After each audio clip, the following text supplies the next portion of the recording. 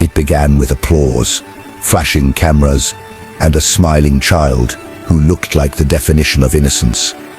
A face that millions trusted, a laugh that felt harmless, a child star who seemed born to entertain the world. But behind that carefully crafted image was something far darker, something no one wanted to believe, because when a child becomes famous, society wants to protect the illusion that fame equals happiness. This story proves how wrong that belief can be. From a very young age, the child showed an unusual hunger for attention, not the normal excitement of performing, but a deep need to be watched, admired, and praised. Casting directors loved the confidence. Producers called it talent. Audiences called it charming. What no one noticed was how quickly that charm switched off when the cameras stopped rolling. At home, things were different. The child was controlling, manipulative, and disturbingly cold for someone so young. Other children were not playmates. They were tools. If someone didn't obey, they were punished in subtle but cruel ways. Humiliation, threats, emotional games far beyond their age. Teachers dismissed it as acting out. Family members excused it as pressure from fame. Everyone had an explanation. No one had the truth. As the career grew, so did the darkness. The child learned how powerful a smile could be, learned how tears could control adults, learned that consequences did not apply the same way when fame protected you. While fans collected posters and watched reruns, people behind the scenes started whispering. Crew members noticed how the child enjoyed seeing others uncomfortable, how arguments seemed to energize them, how apologies never sounded real. Then came the first incident that couldn't be ignored. A fellow young performer accused the child star of severe bullying that crossed into psychological abuse. The claims were brushed aside by management, quietly settled and buried. Money changed hands. Contracts were rewritten. Silence was bought. The child star learned a dangerous lesson. They were untouchable. By their teenage years, the behavior escalated. Fame brought access, and access brought opportunity. Friends described sudden mood shifts, explosive anger, and an obsession with control. If someone tried to distance themselves, the child star would retaliate, spreading rumors, manipulating social circles, destroying reputations. It was calculated, not impulsive. Every move served a purpose. The public image, however, remained spotless. Interviews painted them as humble and grateful. Award speeches were emotional. Fans defended them aggressively online, attacking anyone who dared to criticize. The idea that this beloved figure could be dangerous felt impossible. That disbelief became the perfect shield. Behind closed doors, something even more alarming was developing. The child star began engaging in increasingly risky behavior, pushing boundaries to see how far they could go. It wasn't just rebellion, it was experimentation with power. The thrill didn't come from breaking rules, it came from getting away with it. One former assistant later described a chilling moment when the star, still very young, said, "People only see what I let them see." At the time it sounded arrogant. In hindsight it sounded like a warning. As adulthood approached, the industry tried to reshape the image.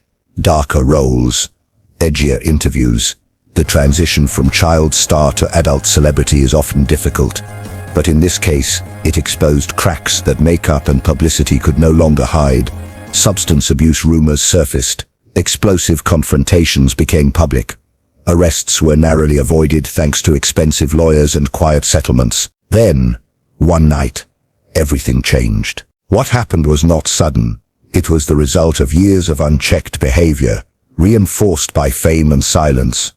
The child star, now no longer a child, was involved in an incident so severe that it forced authorities to step in. For the first time, money couldn't fully erase what happened. For the first time, witnesses refused to stay quiet. The investigation revealed a pattern that shocked even seasoned professionals. This wasn't a single mistake or a moment of loss of control.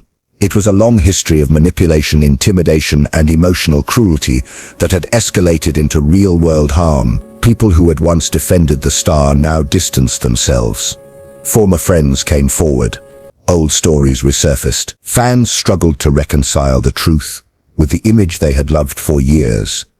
How could someone who grew up in front of the world hide something so dark? The answer was painfully simple. Everyone helped them hide it, intentionally or not. As evidence mounted, the narrative shifted. The question was no longer whether the child star was capable of evil, but how early it had begun, and how many warning signs were ignored along the way. And this was only the beginning. As the case unfolded, investigators began piecing together a timeline that stretched back to early childhood. What emerged was not a monster born overnight, but one shaped by privilege, protection, and the absence of accountability. Each ignored complaint, each silenced victim, each excuse made in the name of fame added another layer to the problem. Psychologists consulted on the case noted traits that had been visible for years: lack of empathy, extreme narcissism, and a disturbing enjoyment of dominance over others. These traits don't always lead to violence, but when combined with power and immunity from consequences, they become dangerous. Former co-stars spoke about moments that haunted them: a smile that appeared at the wrong time, a laugh after someone cried, private messages that felt threatening but were framed as jokes. At the time they doubted themselves. Now they realized those moments were signals. The legal process was slow and messy. High-profile lawyers attempted to discredit witnesses.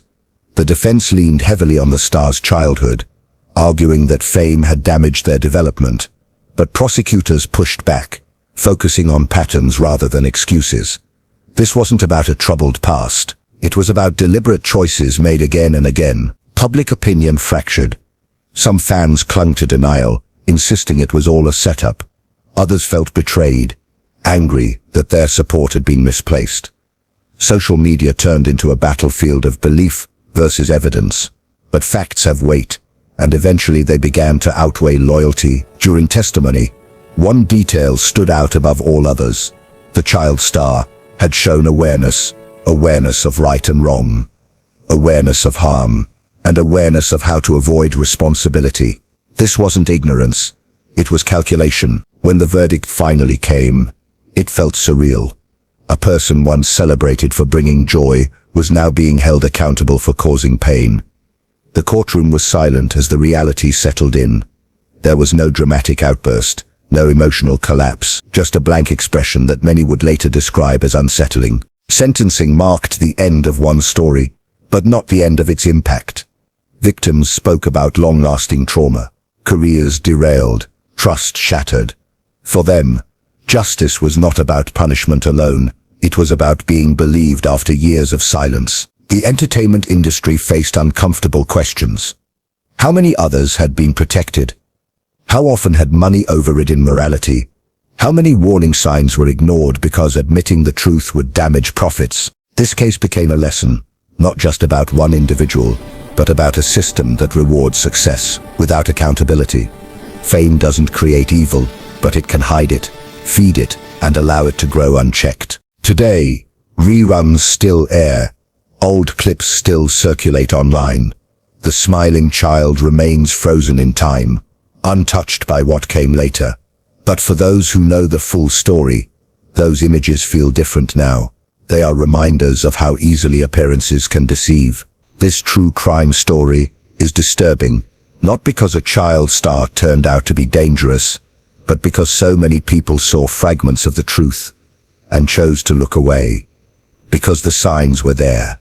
Because it didn't have to end the way it did. And perhaps the most chilling thought of all is this: if fame hadn't protected them for so long, how many people would have been spared?